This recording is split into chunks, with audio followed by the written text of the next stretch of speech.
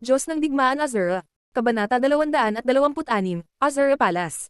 Masyadong makapangyarihan, napakalakas. Paulit-ulit na sumigaw si Xingju habang nakatingin sa defensive formation na ganap na bumabalot sa buong building complex.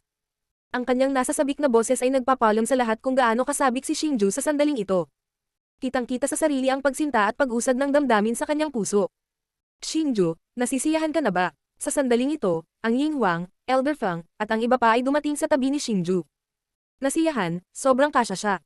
Sa ganoong defensive formation, naniniwala ako na kahit isang War Emperor ay hindi makakalusot sa ating puwersa. Sumagot si Xingju sa nasisiyahang tono nang marinig niya ang tanong ni Ying Huang at Elder Feng. Sa pagtingin sa nagniningning na mukha ni Xingju, ngumiti silang dalawa sa kasiyahan. Sila ay mga taong napakataas ng tingin kay Xingju, at ang dahilan kung bakit nila sinundan si Xingju dito ay hindi dahil gusto nilang pagbutihin ang kanilang sarili. Gusto nilang personal na makita kung hanggang saan maaaring umunlad si Xingju. Nais din nilang masaksihan ang proseso. Ang puwersa sa harap nila ang magiging simula ng lahat. Salamat, Master, salamat, Ying Huang, sa paglikha ng isang perpektong defensive formation para sa aking puwersa. Sa sandaling ito, hindi maiwasan ni Xingju na magpasalamat kay Ying Huang at Elder Feng. Alam ni Xingju na dahil sa dalawang lalaking ito na ang defensive formation ay maaaring idisenyo sa paraang ito. Bagamat si Xiaolong ang pinakamalakas sa lahat ng War Kings, hindi siya mukhang isang taong nagmamalasakit sa tamang negosyo. Kaya naman, hindi siya mapapanatag kung hihilingin sa kanya na gawin ng isang bagay na tulad nito. Sa makatuwid, ang pagtatanggol na porma sayon ay maaari lamang may tayo sa paraang dahil sa pagsisikap ng dalawang lalaking ito. Xingju, huwag kang magmadaling magpasalamat sa amin. Ang nagdisenyo ng defensive formation ay hindi kami, kundi ang matanda sa iyong angkan. Ang dahilan kung bakit napakaganda ng defensive formation ay dahil sa kanya. Tinutulungan lang namin siya. Napangiti si Elder Feng nang makita niya ito. Pagkatapos ay tumingin siya sa matandang lalaki na nakaupo kay YT at nakatingin kay Xingju na may masayang ngiti. Nang makita ni Xingju si Elder Kang na nakatingin sa kanya ng magiliw na tingin, lalo pang sumakit ang kanyang puso. Kung hindi dahil sa paalala ni Elder Feng, nakalimutan niya na si Elder Kang ay isa sa mga elder ng Spirit Eater race kahit na soul body lang siya ngayon. Bilang pinakabatang management elder ng Soul Devouring Clan, hindi banggitin ang kanyang lakas, ang mga bagay lamang na alam niya ay malamang na hindi maihahambing sa sinumang naruroon. Elder Kang, salamat. Sa pag-iisip nito, nagmamadaling pumunta si Xingju sa tabi ni Elder Kang at yumuko ng may paggalang. Xingju, wala akong pakialam kung magalang ka sa iba, pero masyado kang magalang sa akin. Hindi mo ba ako tinatrato na parang outsider? Sa pagtingin kay Xingju na puno ng pasasalamat ang mukha, ang matanda ay nagreklamo.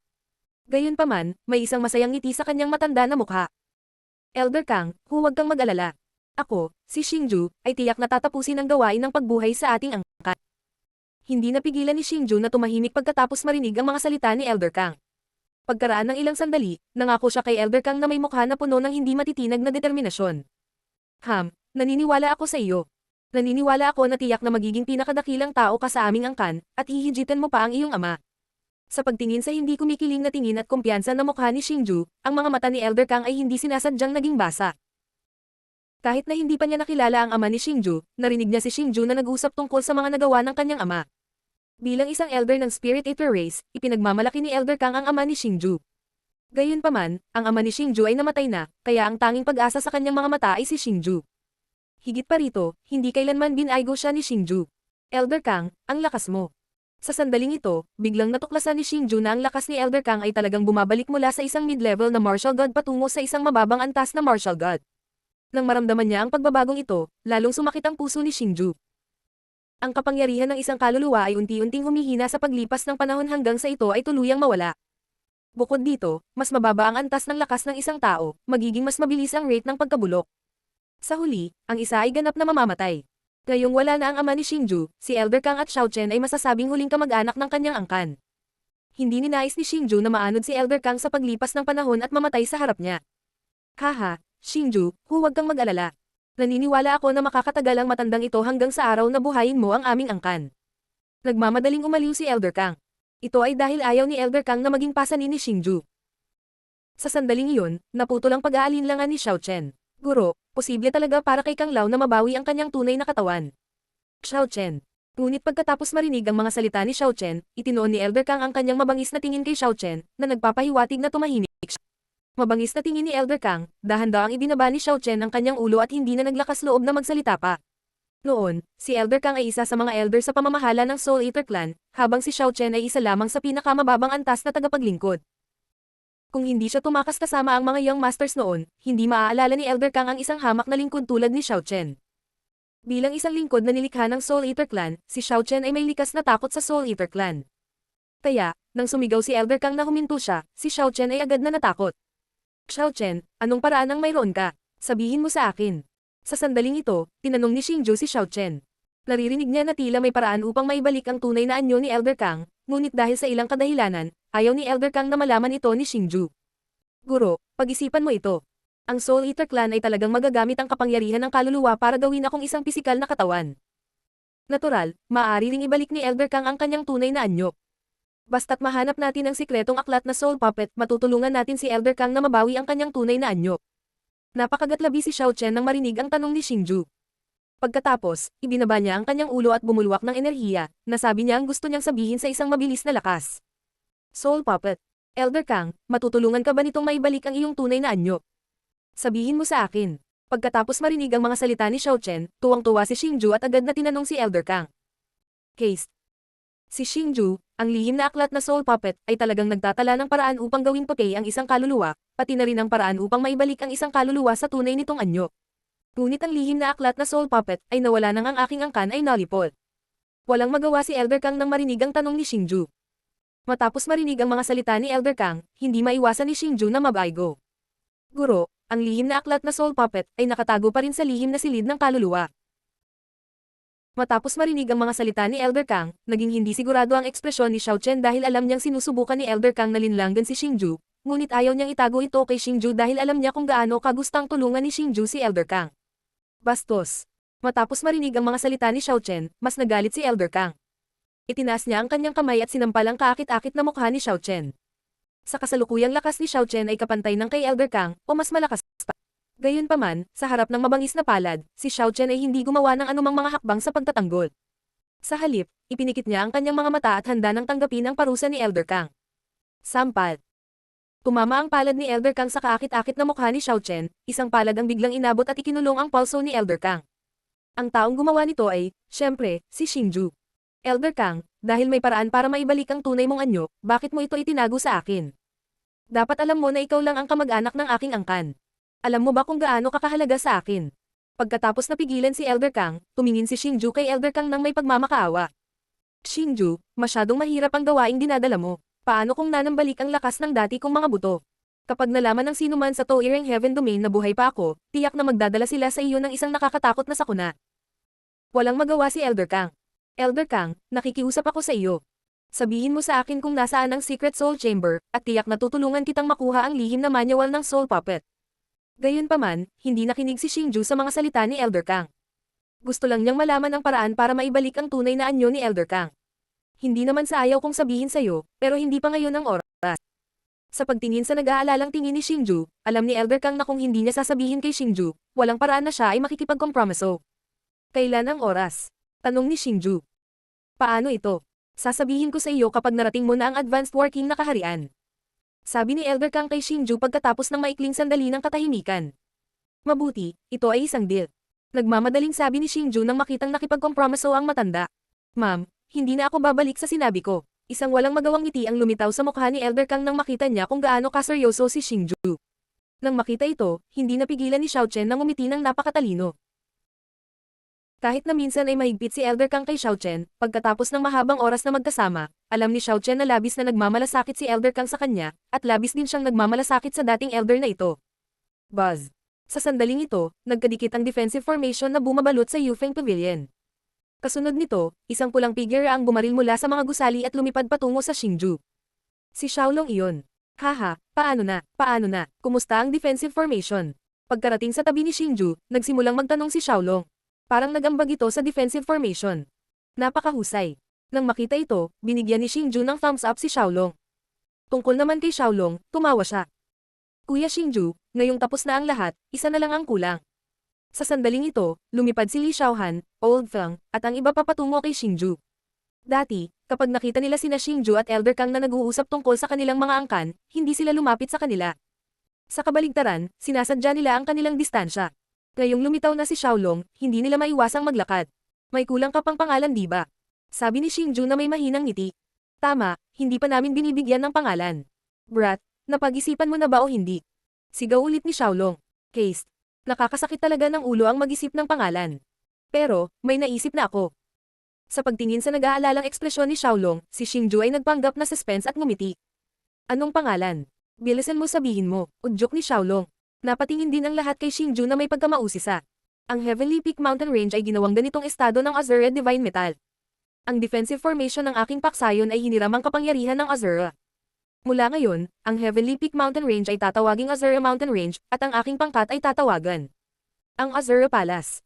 Sa ilalim ng mahigpit na nakakulong na mga tingin ng lahat, si Xingju ay dahan-dahang humakbang pasulong ng ilang hakbang. Tiningnan niya ang Jet Black Stone Mountain Range sa harap niya, pati na rin ang nakasisilaw na mga palasyo sa pinakamataas na tuktok, at dahan-daang sinabi. Diyos ng Digmaan Azura. Kabanata 227, Hindi Inaasahang Pagbabalik. Azura Palace. Mabuti, ito ay napakagandang pangalan. Hindi nawawala ang dominanteng aura nito at nababagay sa kapaligiran ng puwersa ko. Matapos marinig ang mga salita ni Xingju, nagpalakpakan ang lahat, na nagpapahayag na sumasang-ayon sila sa ideya ni Xingju. Kehe, dahil napagdesisyonan na, titipunin ko ang mga craftsmen para yukit ang 3 salitang Azura Palace sa main peak. Sa sandaling ito, hindi napigilan ni Elder Fang na tumingin sa batong pader sa harap ng pangunahing tuktok at nakangiting sinabi. Matapos marinig ang mga salita ni Elder Fang, nagulat si Xingju nang makitang maayos na naayos ang harapan ng pangunahing tuktok. Ang patag na pader ng bato ay ginamit upang yukit ang mga pangalan ng mga puwersa. Master, hindi mo na kailangang guluhin ang sarili mo. Ako mismo ang uukit sa pangalan ng puwersa ko. Sa sandaling ito, ngumiti si Xingju. Kinuyam niya ang kanyang mga kamao at 2 maitim na soul severing blades ang nadikit. Ang pulang-pula na mga pakpak ay biglang pumutok at si Xingju ay naging isang sinag ng liwanag, pagdating sa harap ng malaking batong pader. Supreme Sword Technique. Kasabay ng sigaw ni Xingju, nagsimulang sumayaw ang 2 soul-spreading sword sa mga kamay ni Xingju kasama ang mga braso ni Xingju sa malaking batong pader. Bang bang bang bang bang. Habang sumasayaw ang soul-spreading sword sa batong pader, lumipad ang mga spark sa lahat ng direksyon at bumuhos ang mga butil ng bato mula sa langit. Gayunpaman, sa ilalim ng masusing pagukit ni Xingju, ang 3 nangingibabaw na salita na Azura Palace ay lumitaw sa ilang sandali. Ang 3 salita ay napakalaki at Katanji tanging inukit. Sa pagtingin sa 3 salita, hindi maiwasan ng lahat na humanga sa Katanji tanging swordsmanship ni Xingju at sa kanyang pambihirang soul energy. Sa mga taong naroroon, marami ang mas malakas kaysa kay Xingju. Gayunpaman, kung hihilingin sa kanila na ukit ang 3 salitang ito, tiyak na hindi nila ito magagawa. Posible para sa kanila na sirain ng isang maliit na bundok, ngunit ito ay talagang napakahirap. Hindi lamang ito nangangailangan ng isang pambihirang pamamaraan ng pagukit, ngunit nangangailangan din ito ng isang malakas na pangunawa ng kaluluwa. Ito ay dahil ang laki ng mga karakter ay masyadong malaki. Kapag ang isang tao ay lumakad sa harap ng isang batong pader, sila ay magiging tulad ng isang butil ng alikabok sa isang disyerto. Sa makatuwid, ang isang malakas na pangunawa ng kaluluwa lamang ang makakatiyak na ang pagukit ng isang tao ay hindi magkakamali. Haha, anak, sa tingin ko dapat mong baguhin ang iyong trabaho at maging isang craftsman. Sa sandaling ito, lumipad na pabalik si Xingju. Nang makita ito, humakbang si Xiaolong at nagpuri. Gayunpaman, ang kanyang mga salita ay nagbigay ng kakaibang pakiramdam. Kung ganoon, isa na lang ang natitira para sa Azura Palace. Nang makitang nakabalik na si Xingju, hinaplos ni Elder Fang ang kanyang mahabang puting balbas at mahinang ngumiti. Master, ano pa ba ang kulang natin? Nang marinig ang mga salita ni Elder Fang, nagtanong si Xingju na may nagtatakang ekspresyon. Ang Azura Palace ay may isang Palace Master na tulad mo, ngunit kami ay kulang pa rin ng isang Vice Palace Master. Sa makatuwid, kailangan namin ikaw, ang Palace Master, upang pumili ng isang Vice Palace Master. Nakatingin sa naguguluhan na si Xingju, nakangiting paliwanag ni Elder Fang. Madali lang yan. Sa paalala ni Elder Fang, sa wakas ay naunawaan na ni Xingju. Sa kasalukuyan, ang lahat ng bagay sa Azura Palace ay naayos na, ngunit ang ilan sa mga mahahalagang posisyon ay hindi pa napagdesisyonan. Oras na talaga para gumawa ng ilang kaayusan. Ang mga taong nasa harap niya ay ang mga taong pinakamalapit kay Xingju. Kung gusto niyang pumili ng Vice Palace Master, maaari na lang siyang pumili ng isa sa kanila. Pagkatapos noon, inilibot ni Xingju ang kanyang tingin sa mga taong naroroon. Kehe, huwag mo akong tingnan. Magiging guest elder lang ako dito. Makakahanap ka ng iba para maging Palace Master. Kalimutan mo na, Xingju. Hindi mo kailangang tumingin sa akin. Parang siya lang, magiging guest elder lang ako. Nang ilibat ni Xingju ang kanyang tingin sa mga taong naroroon, maliban kina Su Linier, Li Xiaohan, Elder Kang, at Xiao Chen, lahat sila ay nagsimulang umiwas sa kanilang mga responsibilidad. Inilagay nito si Xingju sa isang mahirap na posisyon. Si Su Linier ay miyembro ng Heavenly Spirit Clan, at sa malaot madali, kailangan niyang bumalik sa clan. Si Elder Kang ang elder ni Xingju. Paano papayagan ni Xingju si Elder Kang na magtrabaho para sa kanya? Ngayon, si Li Xiaohan na lang ang natitira. Xiaohan, mukhang sayo na ang posisyon ng Vice Palace Master. Pagkatapos magdesisyon, ngumiti si Xingju kay Li Xiaohan. Binabati ng iyong subordinate ang Palace Master.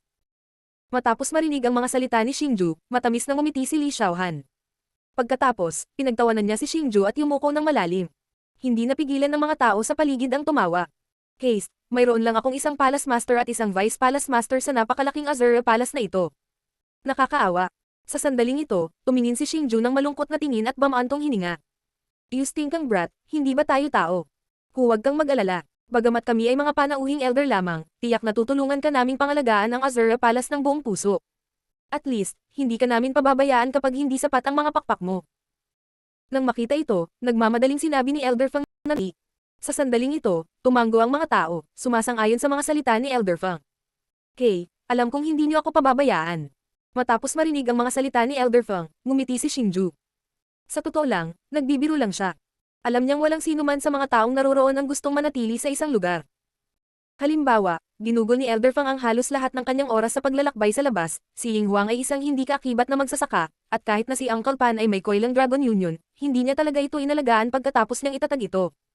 Ang kuya niya ang nag-alaga. Para naman kay Xiaolong at ang Thunder Leopard King, hindi na kailangang banggitin pa sila. Para sa kanya, ang mga taong ito ay handang maging guest elder ng Azure Palace, at iyon ay napakabuti sa kanila.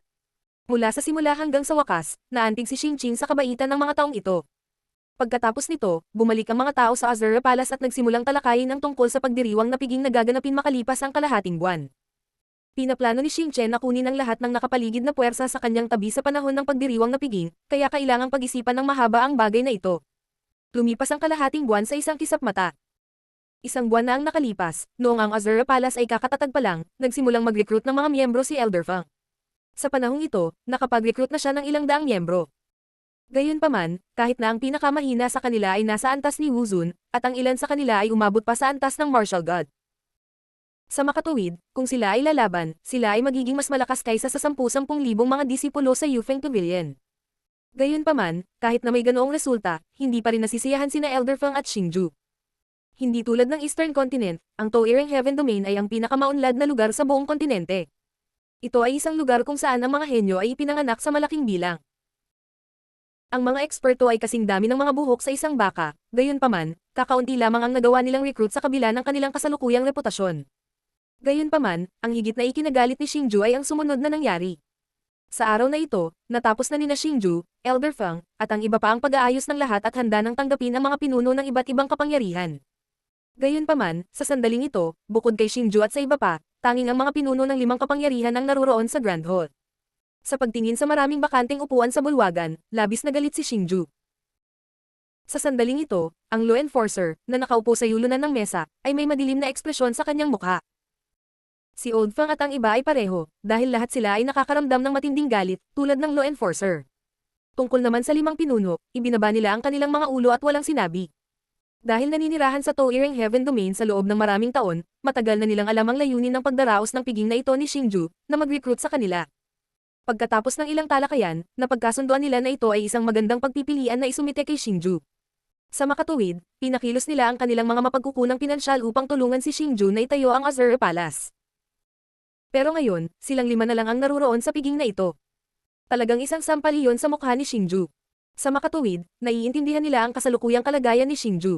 Trader Zhao, naihatid mo na ba ang balita? Sa sandaling ito, biglang nagsalita si Xingju. Hallmaster Xingju, naipadala na talaga ang balita. Maliban sa aming 5 paksayon na pinakamalapit sa Azure Mountain Range, mayroong mahigit 100 paksayon ng iba't ibang laki sa paligid. Talagang naihatid namin ang balita sa kanilang lahat. Nagmamadaling nagpaliwanag si Leader Zhao nang marinig niya ang tanong ni Xingju. Maglakas loob ba sila? Matapos marinig ang mga salita ni Leader Zhao, biglang tumayo si Xingju. Halata sa sarili ang galit sa kanyang puso. Palace Master Xingju, hindi mo sila masisisi dito. Sa katunayan, lahat ng ito ay dahil sa Track Alice Gate. Mabilis na dagdag ni Leader Zhao. Track Alice Gate. Matapos marinig ang mga salita ni Leader Zhao, biglang natauhan si Xingju. Ang paligid ay nahahati sa 4 na rehiyon. Hilaga, Timog, Silangan, at Kanluran. Ang rehiyon kung saan matatagpuan si Xingju at ang iba pa ay ang East Region. Mayroong halos 100 puwersa sa East Region. Sa mga puwersang ito, 3 ang pinakamalupit. Ang bawat isa ay sumangkop sa 3 rehiyon sa East Region, at ang Track-Ales Gate ay ang pinuno ng rehiyon kung saan matatagpuan ang Xingju. Ito ang lahat ng impormasyon na nakalap ni Elder Fang at ng iba pa sa panahong ito. Sa makatuwid, matapos marinig ang mga salita ni Elder Zhao, natauhan si Xingju. Posibleng ang Track-Ales Gate ang dahilan kung bakit hindi dumalo ang mga puwersang iyon sa handaan. Tama. Si Leader Xingju, ang Track-Ales Gate ay lihim na nag-recruit ng maraming puwersa. Sa kasalukuyan, tiyak na isa ito sa pinakamakapangyarihang puwersa sa East Region. Bagamat hindi ito kasing lakas ng dalawa pang puwersa, mayroon din itong ang ambisyong dominahin ang East Region. Sa makatuwid, kung ito ay makagambala, makatwirang hindi dumalo ang mga puwersang iyon. Sa isang banda, natatakot sila sa pagpigil ng Track-Ales Gate. Sa kabilang banda, hindi nila naiintindihan ang lakas ng Azure Palace. Pero iba kami. Alam namin ang lakas ni Palace Master Xingju. Kaya naman, nagpasya kaming magpasakop sa ang Azure Palace at makinig sa mga utos ni Palace Master Xingju sa hinaharap. Sa sandaling ito, idinagdag ni Leader Zhao. Siya talaga ang nagkusa na magpasakop sa Azure Palace. Pagkatapos niyang sabihin iyon, tumanggo naman ang 4 na pinuno bilang pagsang-ayon. Dahil ang mga pinuno ay masyadong mataktika, ako, si Xingju, ay tiyak na hindi magtreto sa iyo nang hindi patas sa hinaharap. Mula ngayon, ang iyong puwersa ay mananatiling pareho. Gayunpaman, kung sino man ang manggahas na hindi kay galang, ito ay katumbas ng hindi paglalagay ng Azure Palace sa kanilang mga mata. Ako, si Xingju, ay tiyak na hindi sila bibitawan. Nang makitang ang mga pinunong ito ay talagang nagpahayag ng kanilang paninindigan, medyo nagulat si Xingju. Sa susunod na sandali, bahagyang bumuti ang galit na kalooban ni Xingju. Iyan ay tiyak. Ang bilis ng pag-unlad ng palasyo ng Azure ay kitang-kita sa ating lahat. Ang posisyong Overlord ng East Region ay mapapabilang sa palasyo ng Azure sa madaling panahon. Gayunpaman, ang Track-Ales Gate ay talagang isang malaking hadlang para sa atin. Hanggat maaari nating alisin ang mga ito, ang Azure Palace ay mas mapapaunlad. Sabi ulit ni Leader Zhao. Ang Track-Ales Gate. Hehe, ngayon ang araw ng pagdiriwang ng pagkumpleto ng Azure Palace. Huwag muna nating pag-usapan itong mga hindi kaaya-ayang bagay. Halika, hindi tayo uuwi hanggat hindi tayo lasing. Matapos marinig ang mga salita ni Leader Zhao, biglang tumawa si Xingju ng malakas. Itinaas niya ang kanyang tasa ng alak at sinenyasan ng lahat na sabay na uminom. Nang makita ito, itinaas din ng lahat ng nasa eksena ang kanilang mga tasa ng alak at uminom sa kanilang puso. Gayunpaman, bagamat tila napakasaya ni Xingju sa ibabaw, isang walang katulad na siksik na layunin ng pagpatay ang makikita sa mga mata ni Xingju. Sa sandaling ito, sa isip ni Xingju, ang Track-Ales Gate ay nakalista bilang isa sa mga kaaway na dapat sirain. Diyos ng Digmaan Azure. Kabanata 228, mga hindi imbitadong bisita. 10,000 milya ang layo mula sa Azure Mountain Range, mayroong isang grupo ng mga gusali na may kakaibang anyo at simple at walang palamuti. Ito ang Track-Ales Gate, isang kapangyarihan na umiral sa silangang rehiyon sa loob ng libu-libong taon. Ito ay kinilala ng publiko bilang isa sa 3 pinakamalakas na kapangyarihan sa silangang rehiyon. Ang Track-Ales Gate ay mayroong libu-libong miyembro. Bagamat marami sa kanila ay mahina, at marami sa kanila ay kapareho ni Wuzun, walang sino man ang nang-ahas na pagdudahan ng lakas ng Track-Ales Gate. Gayunpaman, walang nang-ahas na pagdudahan ang lakas ng Track-Ales Gate, dahil ang Track-Ales Gate ay hindi katulad ng ibang mga katamtamang laki ng puwersa na mayroon lamang isang eksperto sa working. Sa Track-Ales Gate, bukod sa Track-Ales Gate Master na nakarating na sa high-level working realm, mayroon ding 4 na dakilang tagapag-alaga. Ang 4 na dakilang tagapag-alaga na ito ay nakarating na rin sa working realm, at 2 sa kanila ay nakaabot pa sa mid-level na working realm. Sa makatuwid, sa rehiyong ito, ang Track-Ales Gate ay ang ganap na karapat-dapat na Panginoon. Sa sandaling ito, sa plaza ng Track-Ales Gate, isang marangyang piging ang ginaganap. Ang piging ay punong-puno, at ito ay lubha. Ang mga pinarangalan na panauhin sa piging ng Track-Ales Gate ay ang mga pinuno ng iba't ibang puwersa sa Eastern Domain. Ang ilan sa mga taong ito ay mula pa sa mga puwersang malapit sa Azure Mountain Range. Gayunpaman, sa sandaling ito, hindi sila dumalo sa execution banquet. Sa halip, pumunta sila rito. Narinig ko na kanina, ang piging na ginanap ng Azure Palace, ang bagong kapangyarihan, ay sobrang lamig. Hahaha. Hahaha, ito ay isang bagong kapangyarihan, ngunit ito ay naglakas loob na magpahangin sa harap namin. Ito ay humihiling lamang na mapahiya. Nabalitaan ko rin na ang Azure Palace's Palace Master ay isang bata pa lang nabasa pa rin sa likod ng tenga. Hindi ko talaga alam kung saan siya nakakuha ng lakas ng loob na magdaos ng isang piging sa harapan namin na may ganoong kalaking katuwaan. Sa sandaling ito, sa mga pangunahing upuan ng piging, tinatalakay ng mga pinuno ng ilang malalaking kapangyarihan ang piging ng Azure Palace. Ang kanilang mga salita ay napuno ng pangungutya. Malinaw, hindi nila inilagay ang Azure Palace sa kanilang mga mata. Gayunpaman, hindi rin nila direktang binibigyang puri ang Track-Ales Gate.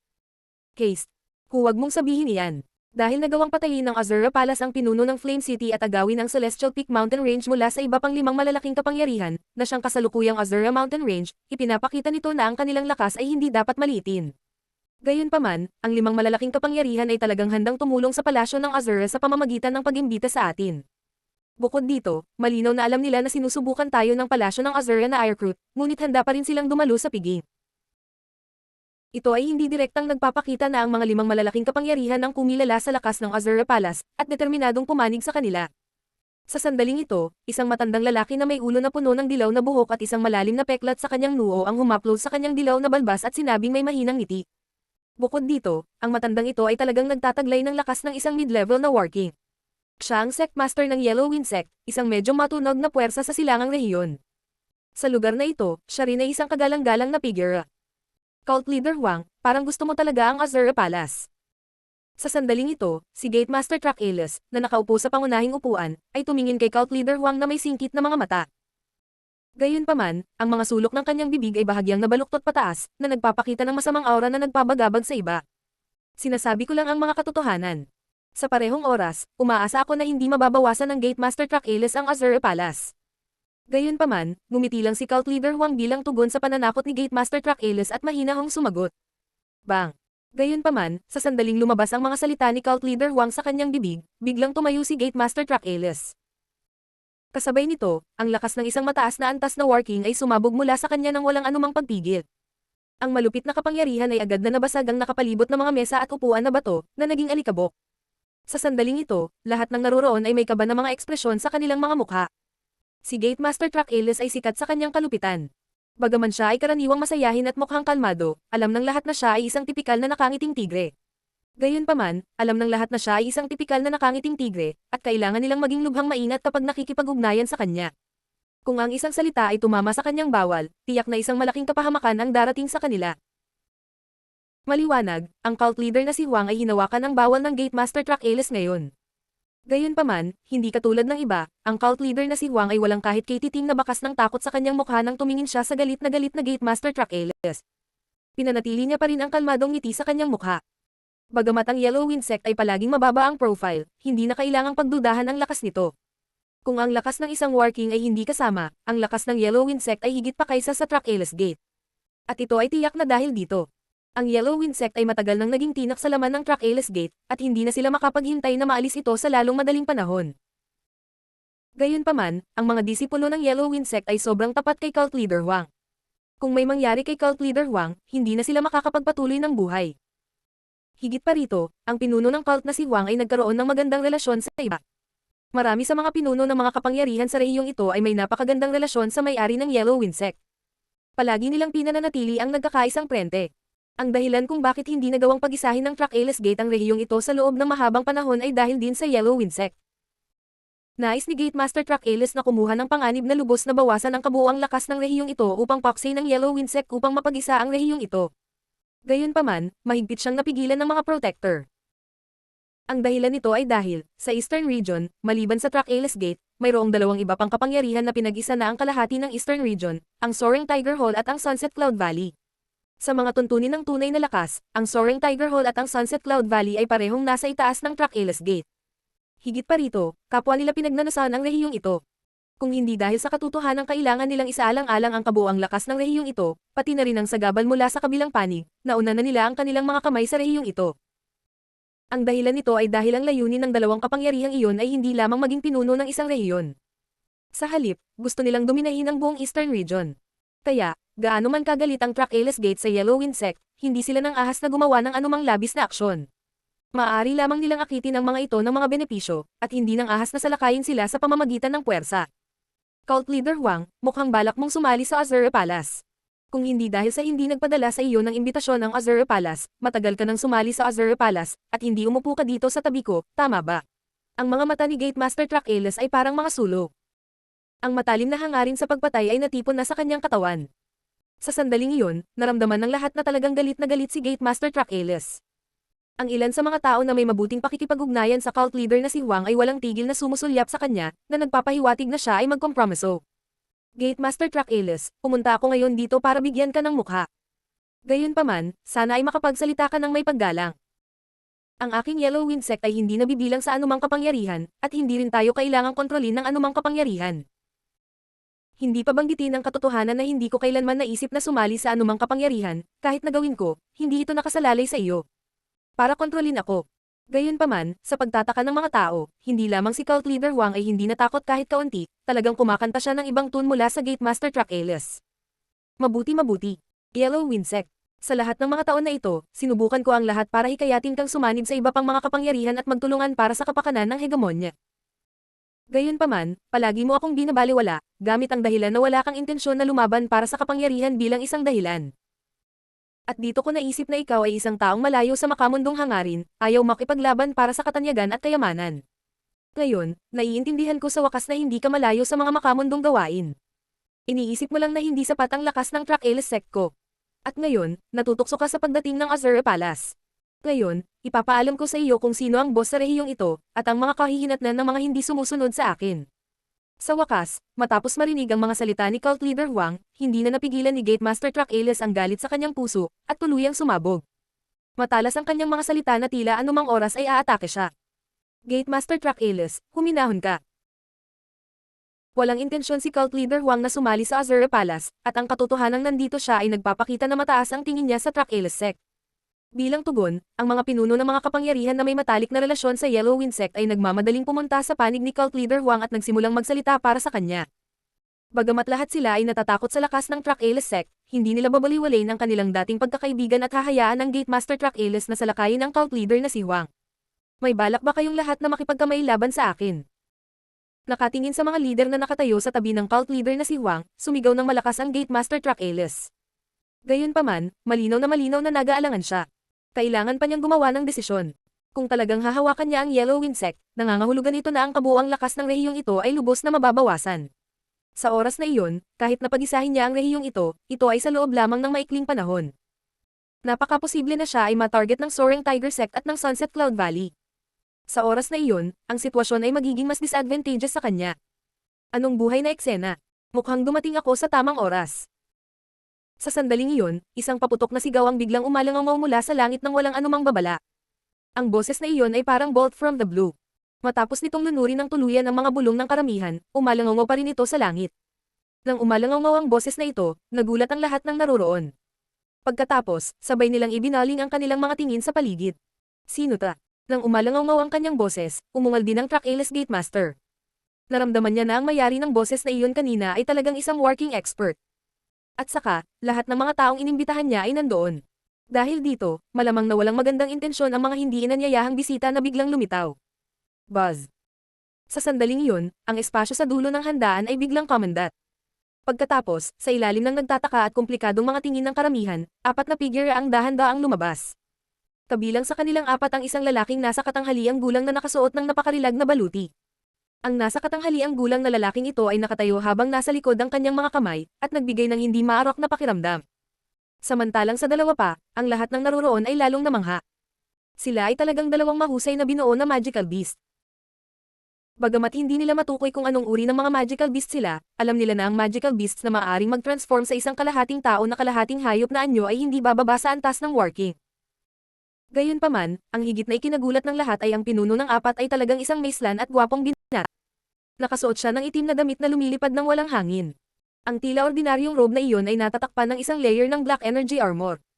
Ang mga pattern sa energy armor ay hindi maihahambing na napakarilag, at nagbigay ng hindi masisira na pakiramdam.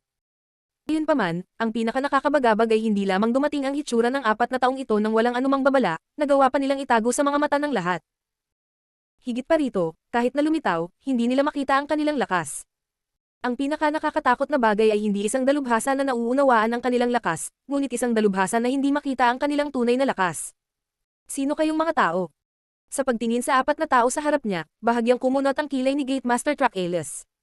Matapos maingat na sukatin ang mga ito at kumpirmahin na hindi niya talaga kilala kung sino sila, nagtanong siya sa walang pakialam na tono. Ako ang Palace Master ng Azure Palace, Xingju. Nakatingin sa medyo natarantang tingin ni Gate Master Track Alice, ipinakita ni Xingju ang isang mahinang ngiti. Nang marinig ng lahat ng naroroon ang mga salita ni Xingju, agad silang natahimik. Gayunpaman, makalipas ang ilang sandali, nagkaroon ng kaguluhan. Sa sandaling ito, talagang nabigla sila. Diyos ng digmaan Azura.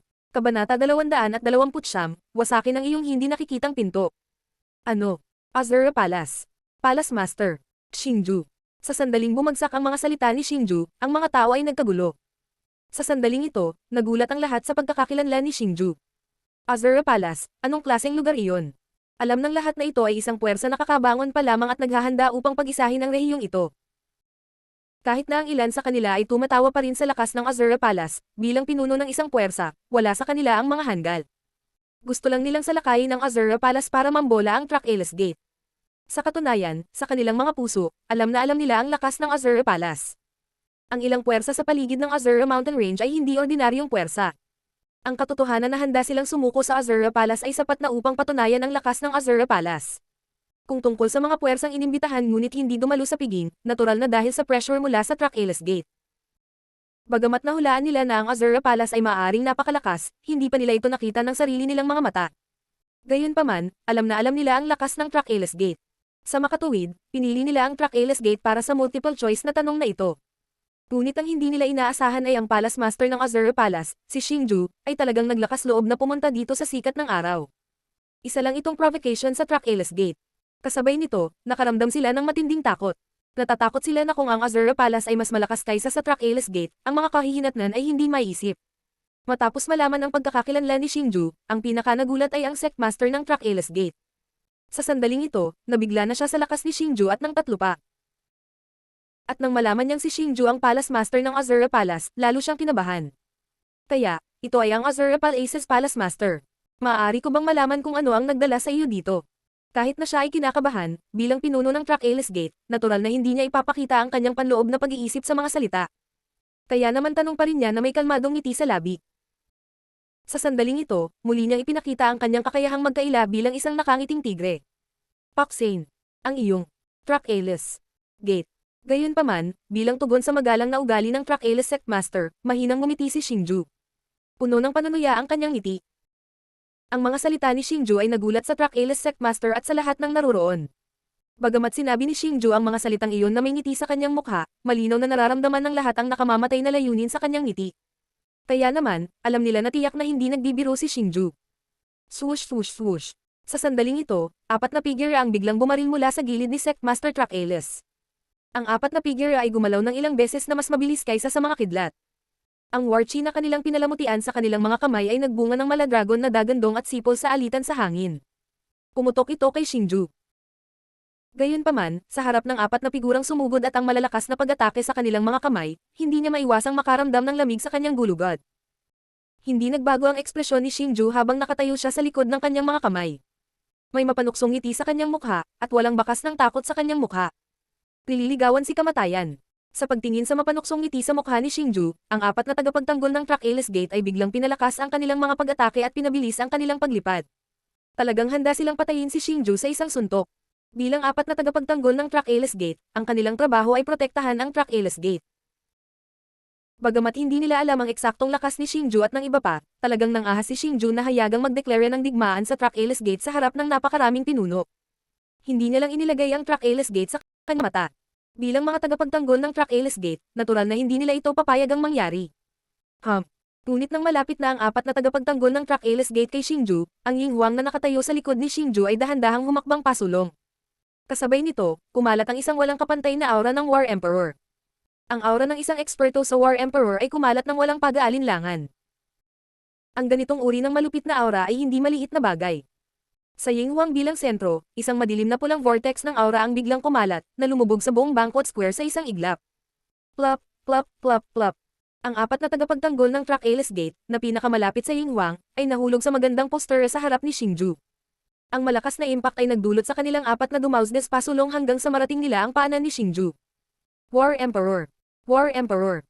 Siya ay talagang eksperto na War Emperor. Ang Azura Palace talaga ay may War Emperor expert. Sa sandaling ito, hindi lang ang 4 na tagapagtanggol ng Trakeles Gate, lahat ng naroroon ay nakakaramdam ng hindi mapaglabanan na pressure.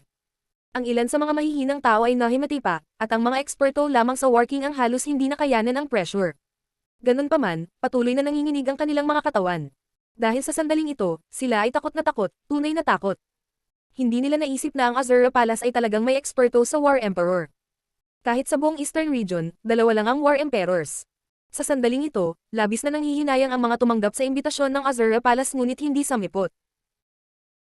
Maging ang kanilang mga bituka ay berde sa panghihinayang, dahil hindi nila naisip na ang Azura Palace ay talagang may ganoong lakas. Nagkaroon lang sila ng lakas upang walisin ang rehiyong ito, at nagkaroon pa sila ng potensyal na maging Panginoon ng silangang rehiyon.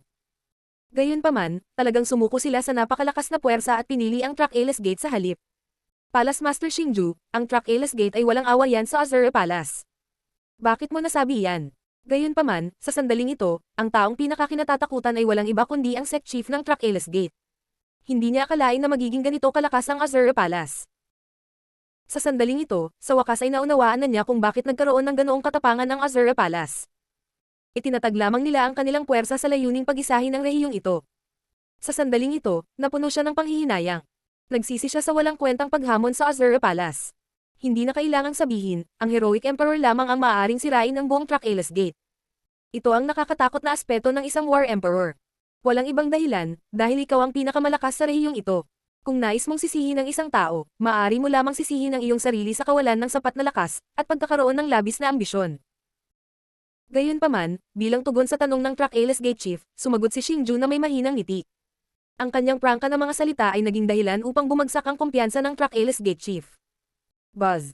Sa sandaling ito, bahagyang kinuyam ni Xingju ang kanyang kanang kamay, at ang Ascending Dragon Soul Severing Blade, na sinamahan ng Bugzone ng Unos, ay napako. Kasabay nito, ang mid-level na working na lakas ni Xingju ay ganap na nahayag. Napakalakas ng martial skill. Ito kaya ay isang high-grade earth martial skill. Mid-level working, isa talaga siyang mid-level working. Isang mid-level working sa murang edad, ang kanyang talento ay masyadong nakakatakot, masyadong nakakatakot. Gayunpaman, nang ihayag ni Xingju ang kanyang tunay na lakas, ito man ay ang Rising Dragon Soul Severing Blade sa kamay ni Xingju, o ang lakas ng isang mid-level Wizard King, lahat sila ay muling natahimik sa karamihan. Sa wakas ay naunawaan na nila kung bakit nagawang maging master ng palasyo ng Azura Palace si Xingju sa murang edad. Bagamat hindi sapat ang lakas ni Xingju, ang kanyang potensyal ay walang limitasyon. Ito ay simpleng hindi mailalarawan. Kung kailangan nilang ilarawan ito, ang tanging salita na maaaring gamitin ay nakakatakot. Gayunpaman, nang ang karamihan ay nabigla sa lakas ni Xingju, sila ay ganap na natulala sa susunod na sandali. Swoosh! Puchi, puchi, puchi, puchi. Biglang, ikanaway ni Xingju ang kanyang braso, at ang Rising Dragon Soul Severing Blade sa kanyang kamay ay naging isang kumikinang na talim na kumikislap na may gintong liwanag, na may itim na anino na nakatago sa loob. Ang nagniningning na kumikinang na talim ay dumaan, tulad ng isang shooting star na tumatawid sa abot tanaw. Sa oras na napansin ito ng isa, nawala na ito. Nang dumaan ang kumikinang na talim, ang mga tao ay namangha ng matuklasan na 4 na madugong sugat ang lumitaw sa katawan ng 4 na dakilang tagapagtanggol ng Track-Ales Gate sa harap ni Xingju.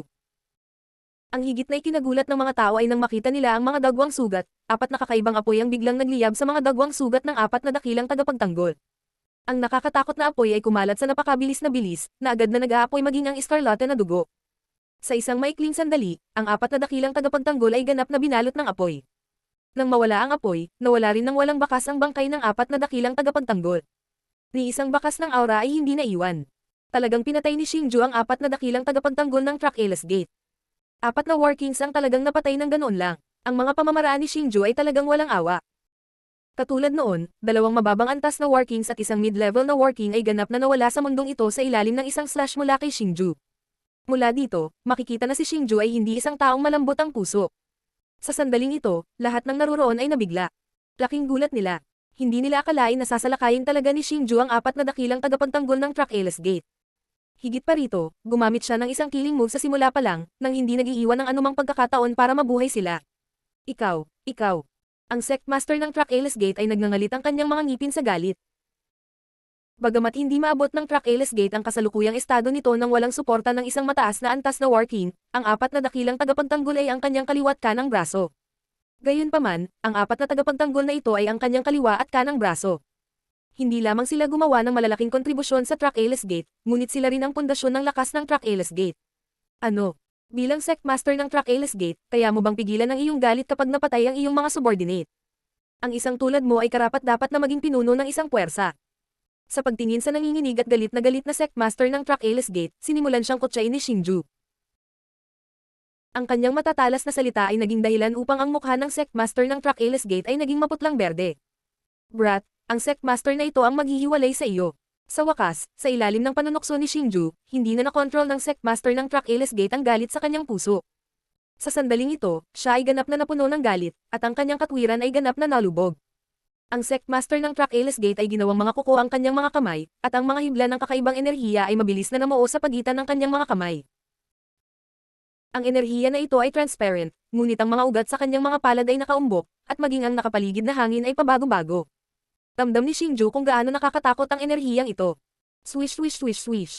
Sa sandaling ito, biglang sinunggaban ng sect master ng Track Ales Gate si Xingju, at 4 na invisible forces ang hamampas kay Xingju.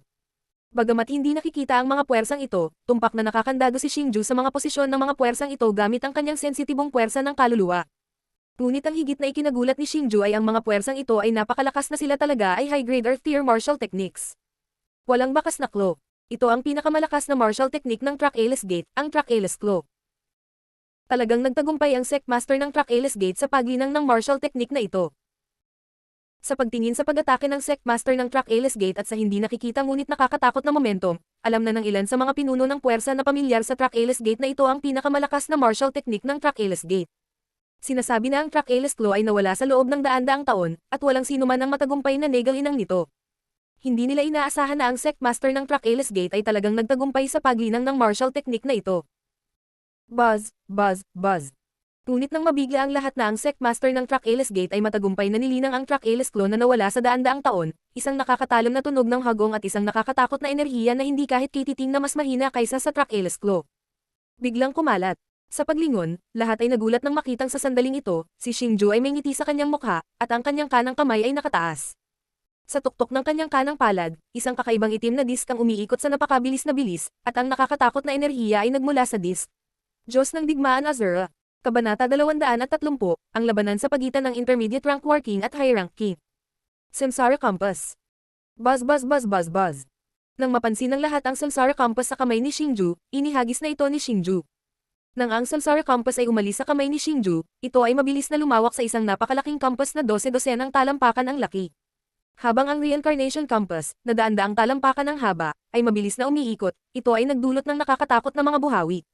Habang kumalat ang malakas na enerhiya, nabasag nito ang mga batong lamesa at upuan sa paligid nito. Maging ang mga pinuno ng iba't ibang malalaking kapangyarihan, ang War Kings, ay nahirapang huminga sa ilalim ng nakakatakot na presyon. Hindi maiwasang manginig ang kanilang mga katawan. Tanging ang mga War Kings na nakaabot sa mid-level War Kings ay bahagyang mas mahusay. Sa sandaling ito, nabigla sila nang matuklasan kung gaano kalakas ang martial skill na ito. Ito ay talagang nasa itaas ng pinakamalakas na kasanayan sa militar ng Track Ales Gate, ang Track Ales Claw. Boom! Sa sandaling ito, ang Samsara Compass ni Xingju ay nabangga na sa Track Ales Claw ng Track Ales Sect Master. Ang banggaan ng dalawang high-grade Earth Rank martial skills ay maiisip, at maiisip ng isa ang nakakatakot na enerhiyang nalikha. Nawala ang nakakatakot na mga alon ng enerhiya, ganap na nilubog ang buong plaza sa isang iglap. Sa sandaling ito, maliban sa War Kings na maaaring umasa sa kanilang makapangyarihang defensive martial skills para bahagya na harangan ng nakakatakot na mga alon ng enerhiya, ang iba pang mga eksperto sa ibaba ng War King level ay maaaring patay o nasugatan.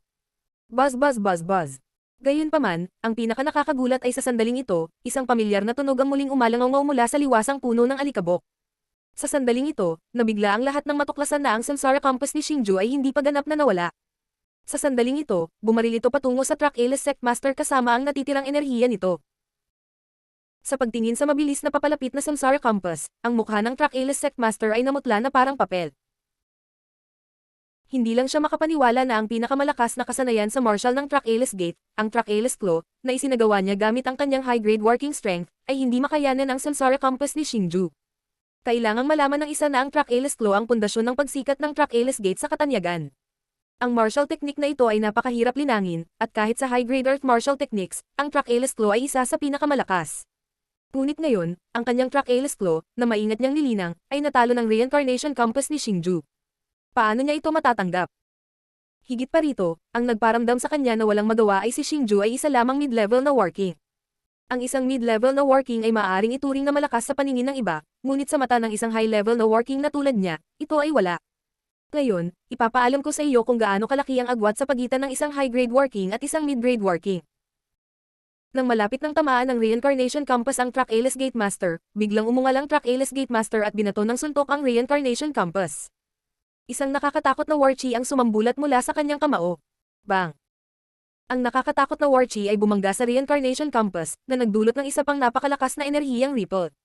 Gayunpaman, dahil ang kapangyarihan ng Reincarnation Compass ay nabawasan ng higit sa kalahati, ang Reincarnation Compass ay talagang natunaw ng malakas na suntok ng Track-Alis Gate Master. Gayunpaman, sa sandaling ito, naging pangit na ang mukha ng Track-Alis Sect Master. Ang Track-Alis Claw ay nakakonsumo na ng malaking halaga ng kanyang War Chi, at ang kanyang naunang suntok ay nagpalapat ng maliit na halaga ng War Chi sa kanyang katawan. Sa makatuwid, ang lakas ng tila simpleng suntok na iyon ay hindi mas mababa sa isang malupit na martial technique. Xingju, bakit hindi mo na lang siya patayin? Sa sandaling ito, ang Ying Huang, na nakatayo sa tabi ni Xingju, ay biglang nagsalita. Alam niyang gustong patayin ni Xingju ang Track-Alis Gate Master mismo. Gayunpaman, si Xingju ay isa lamang mid-grade War King, at masyadong malaki ang agwat sa pagitan nila. Kaya naman, medyo nag-aalala si Xingju para sa Ying Huang. Matapos marinig ang mga salita ni Ying Huang, ang Track-Alis Gate Master ay ganap na natulala. Dahil sa galit niya kanina, muntik na niyang makalimutan na may War Emperor sa likod ni Xingju. Kung ang isang War Emperor ay gustong pumatay sa kanya, ito ay kasing dali ng pagpatay ng langgam. Ying Huang, wala kang kailangang gawin. Ipaubaya mo na lang siya sa akin. Gayunpaman, bahagyang ngumiti si Xingju sa kabaitan ng Ying Huang. Ang Track-Alis Gate Master ang naging dahilan upang mawalan ng laman ng Grand Banquet ni Xingju. Si Xingju ay labis na nagalit. Sa makatuwid, determinado si Xingju na patayin ang Track-Alis Gate Master mismo. Sige. Matapos marinig ang mga salita ni Xingju, ang Ying Huang ay hindi na nagsalita pa. Pagkatapos ng ilang oras na magkasama, alam niya kung gaano kitigas ang ulo ni Xingju. Sa sandaling nagpasya si Xingju sa isang bagay, halos imposibleng magbago ang kanyang isip.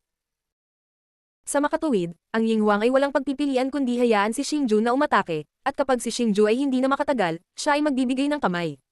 Ang pag-uusap ni Xingju at ng Ying Huang ay narinig din ng karamihan. Matapos marinig ang mga salita ni Xingju, nagulat ang lahat. Hindi sila makapaniwala sa narinig. Hindi sila makapaniwala na gustong hamanin ni Xingju ang isang high-grade War King na may lakas ng isang mid-grade War King. Kahit na ang nakaraang pag-atake ni Xingju ay napakalakas, at napigilan pa nito ang Track-Alis Claw ng Track-Alis Gate Master, alam nila na hindi makakapaglansad ng pangalawang pag-atake ang Track-Alis Gate Master o si Xingju. Kung wala ang tulong ng isang makapangyarihang martial skill, hindi nila maisip kung paano makakalaban ng isang mid-grade War King ang isang high-grade War King. Ito ay isang bagay na hindi nila alam, at isa lamang itong kilos na lumalaban sa langit. Pagsabog ng kaluluwa. Nang ang lahat ay nagdududa sa mga salita ni Xingju, si Xingju ay dahan-daang humakbang pasulong ng ilang hakbang. Kaagad pagkatapos noon, biglang sumabog ang madilim na soul energy, at sa ilalim ng nagtatakang mga tingin ng karamihan, ito ay hinigop sa kanyang katawan. Sa sandaling ito, nagsimulang tumaas ang lakas ni Xingju sa isang nakakatakot na bilis, tulad ng isang hindi mapigil ang baha. Naramdaman ng lumalakas na lakas ni Xingju, bukod sa Ying Huang, Xiaolong, at Thunder Leopard King, na bigla muli ang iba. Hindi pa nila narinig ang isang martial skill na maaaring magpapataas ng lakas ng isang tao, lalo pa ang makakita ng isa. Sa sandaling ito, ang taong pinaka-na-panic ay ang Track-Alis Gate Master. Noong una, pakiramdam niya ay maswerte siya na gustong kalabanan siya ni Xingju ng mag-isa, dahil hindi niya akalain na si Xingju ay katapat niya. Higit pa rito, maaari niyang samantalahin ang oras kung kailan nakikipaglaban si Xingju para makuha si Xingju at gamitin siya bilang bihag. Sa oras na iyon, kahit na mayroong War Emperor tulad ni Ying Huang, makakatakas pa rin siya ng ligtas. Tulad ng inaasahan, sa kasalukuyang lakas ng aking kaluluwa, hindi ko maabot ang mataas na antas ng War King Realm. Sa sandaling ito, ang patuloy na pagtaas ng lakas ni Xingju ay nagsimulang bumagal, at sa wakas ay huminto ito nang malapit na siyang makapasok sa mataas na antas ng War King Realm. Huff. Matapos maramdaman na ang lakas ni Xingju ay tumigil sa pagtaas, ang Track-Alis Gate Master ay nagpakawala ng mahabang hininga. Hanggat ang lakas ni Xingju ay hindi pa umabot sa mataas na antas ng War King Realm, lubos siyang kumpiyansa na mabibihag niya si Xingju. Gayunpaman, sapat pa rin ang pakikitungo sa iyo. Gayunpaman, sa sandaling ito, isang mahinang ngiti ang lumitaw sa mukha ni Xingju. Bagamat hindi pa nakakarating si Xingju sa high-grade War King Realm, hindi na siya isang simpleng mid-grade War King. Sa halip, siya ay walang katapusan na malapit sa mataas na antas ng War King Realm. Ito ang kapangyarihan ng Soul Devouring Art, ang Soul Explosion. Huhuhu. Sa sandaling ito, ang mga tao ay namangha nang makitang dalawang bug zone ng hangin na may halong kakaibang aura ang tumaas mula sa paa ni Xingju. Ito ang Imperial Wind Technique na ginamit ni Xingju. Bang! Bigla na lang, bahagyang umindayog ang figure ni Xingju, at nawala siya sa isang iglap. Sa pagtingin sa biglaang pagkawala ni Xingju, ang mga tao ay lalong namangha. Kahit ang Track-Alis Gate Master ay hindi inaasahan na si Xingju ay magkakaroon ng ganoong nakakatakot na bilis. Gayunpaman, pagkatapos ng ilang sandali ng pagkamangha, biglang tumalikod ang Track-Alis Gate Master, kinuyam ang kanang kamao, at sinuntok sa likod niya. Sa sandaling ito lamang napagtanto ng karamihan na ang isang malupit na pag-atake ay lumilipad patungo sa Track-Alis Gate Master. Ang suntok ng Truck Ales Gate Master ay nagkataon na nakakalat sa papasok na pag-atake. Para sa taong naglunsad ng pag-atake, natural na si Xingju. Bagamat ang bilis ni Xingju ay labis na nakakatakot, ang Truck Ales Gate Master ay, pagkatapos ng lahat, isang mataas na antas ng war. Higit pa rito, siya ay gumagala sa panlabas na rehiyon ng Toiring Sky Region sa loob ng maraming taon, at ang kanyang karanasan sa pakikipaglaban ay napakayaman. Sa makatuwid, nang lapitan siya ni Xingju, naramdaman niya ang posisyon ni Xingju. Buzz. Gayunpaman, pagkatapos na harangin ng Truck Ales Gate Master ang pag-atake, bahagyang kinuyam ni Xingju ang kanyang kanang kamay, at ang Ascending Dragon Soul Sword ay muling na-condensed. Kaagad pagkatapos, iminagayway ni Xingju ang kanyang kanang braso, at pagkatapos ng napakagandang sinag ng liwanag, kabuoang 8 Soul Devouring Alang sumabog patungo sa Truck Ales Gate Master sa isang nakakatakot na bilis. Light Shield. Ang bilis ng Soul Devouring Owls ay sobrang nakakatakot. Sobrang natatakot na ang Truck Ales Gate Master ay walang oras para umiwas. Umalis na walang pagpipilian, nag-cross-arm siya at nagpakawalan ng malupit na Light Shield para harangan ang pag-atake mula sa 8 Soul Devouring Owls ni Xingju. Bang! Bang! Bang! Bang! Ang 8 Soul Devouring Owls ay patuloy na binomba ang Light Shield na ibinubuga ng Truck Ales Gate Master, at ang malupit na enerhiya ay patuloy na kumalat. Sa ilalim ng gayong nakakatakot na epekto, ang magaan na kalasag ng Truck Ales Gate Master ay patuloy na hamina, at sa wakas, matapos itong bambahin ng huling Soul Devouring Owl, ito ay ganap na nawala. Huhuhuhu. Sa sandaling ito, ang kutis ng Truck Ales Gate Master ay mapatla na, at siya ay humihinga ng malalim. Hindi niya inaasahan na magagawa ni Xingju ang gayong nakakatakot na pag-atake bilang karagdagan sa Reincarnation Campus. Sa sandaling ito, nang ang Truck Ales Gate Master ay tumingin kay Xingju, na nakatayo sa ere sa hindi kalayuan na may malabong ngiti sa kanyang mukha, ang Truck Ales Gate Master sa wakas ay nagsimulang makaramdam ng takot. Natuklasan niya na si Xingju ay isa lamang ibang uri ng tao. Hindi niya ito kayang tratuhin bilang isang mid-level na War King. Ang pag-ataking pinakawalan ni Xingju ay isang bagay na kahit isang mataas na antas na War King ay mahihirapang hawakan. Hindi ito isang bagay na maaaring ilabas ng isang mid-level na War King. Higit pa rito, pagkatapos magpakawalan ng dalawang ganoong nakakatakot na pag-atake, hindi nagbago ang ekspresyon ni Xingju. Nangangahulugan din ito na mayroon pa ring sapat na pisikal na lakas si Xingju. Gayunpaman, ang Truck Ales Gate Master ay malapit ng maubusan ng enerhiya, at mayroon na lamang ilang hibla ng enerhiya upang suportahan ang kanyang katawan. Kung maipapalabas pa ni Xingju ang mga nakakatakot na pag-ataking iyon, ang Truck Ales Gate Master ay tiyak na mamamatay.